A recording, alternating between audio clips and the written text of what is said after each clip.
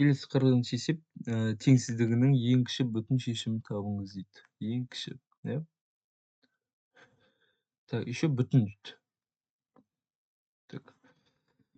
Теңсіздік берілген, не істейміз? Бөлімін алымны көбейту қылып лақтырып жібереміз, иә?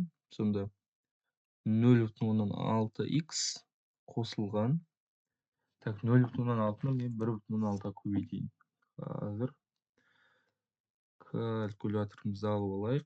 1,6-ны көбейтемін 0,6-ға. Менде ол 0,196 теңсіздігімізді қоямыз. Сосын 0,8х қосылған 1,4 көбейтілген 0,8-ге. Иә? 1,112.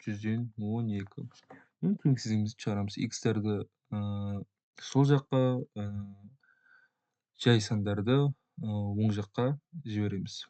Сонда 0,6х, мына жаққа минус таңбасымен 0,18х-ымыз кіші немесе тең. Неден? Так, 1,112, мына жақта азайту 0,196, иә, мына жақта. Таңбалар қойып, минус болады, мынау минус болады, иә. Неге? Өйткені мына жақта таңбалары плюс. Таңбалары плюс. Таңбадан қате жібермейміз. Так, келесін істейміз. Келесі азайтамыз. 0,12х кіші немесе тең нешеден? 1,112-ні азайтамын 0,196-ға. Ол менде 0,116-ға тең, иә? Дальше бөлеміз.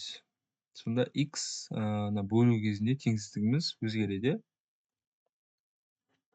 Ол менде үлкен немесе тең болады. Х үлкен немесе тең 0,116 бөлінген 0,12-ге минусымен. Ол менде не болады?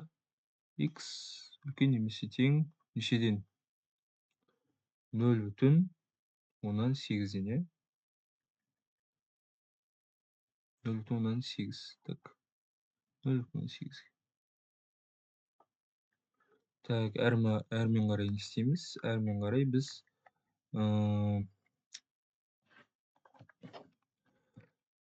бізге теңсіздіктің несін тап деп тұр сұрақта. Теңсіздіктің ең кіші бүтін шешімін тауып деп тұр. Яғни айтқанда түзу жасамыз. Бұл жерде бізде 0,18 бар дейді, иә. Сонда х-ымыз ол үлкен деп тұр. Яғни айтқанда х-ымыз біздің мына жақтарда жатыр. И жауабы ол бізде, негізгі жауабы ол бізде 0,8-ден плюс шексіздікке дейін, иә. Бірақ бізде сұрағында ең кіші бүтін шешім тап деп тұр. Сонда 0,8-ден кейін бүтін қандай сан бар? Бүтін қандай сан бар, иә? Дұрыс айтасыңдар. Бүтін ол менде 1 бар. Иә? Ішін 1 жатады ол. 1-ден кейін не бар? 2, 3, 4, 5, 6 кете береді шексіздікке дейін. Бірақ маған неге 1 таңдадым? Өйткені ең кіші бүтін шешімін. Ең кішісін тап деп тұр. Ең кішісі ол менде әрине 1. Сонда менің жауабым 40-та Б нұсқасы болады. Осымен біз ниш нұсқа талдауымыздың бірінші нұсқасын аяқтадық.